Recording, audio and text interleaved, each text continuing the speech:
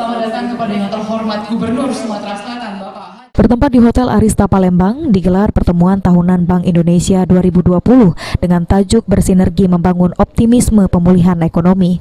Kepala Perwakilan Bank Indonesia Sumatera Selatan, Hari Widodo mengatakan, terkhusus pada agenda pertemuan tahunan Perwakilan Bank Indonesia Sumatera Selatan 2020, lebih kepada pembahasan evaluasi dari pertumbuhan ekonomi Sumatera Selatan di tahun ini, serta membahas langkah-langkah untuk pertumbuhan ekonomi menuju tahun 2021.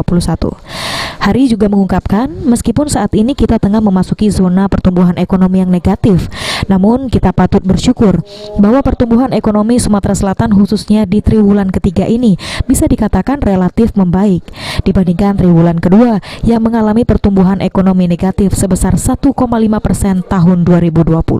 Alhamdulillah, meskipun kita memasuki zona pertumbuhan negatif di triwulan 2 dan triwulan 3, tetapi kita masih patut bersyukur gitu ya, bahwa pertumbuhan ekonomi di triwulan 3 ini relatif membaik ya, dibandingkan triwulan 2 2020. Nah, kita lihat ini pun turun memasuki zona pertumbuhan negatif minus 1,5, tapi kita masih mengatakan bahwa ekonomi Sumatera Selatan masih relatif baik ya, dibandingkan dengan tadi provinsi-provinsi lain di wilayah Sumatera.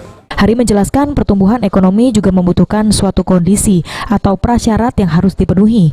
Salah satunya adalah pemulihan kesehatan masyarakat, karena suatu pertumbuhan ekonomi tidak bisa berdiri sendiri tanpa didukung pemulihan kesehatan masyarakat.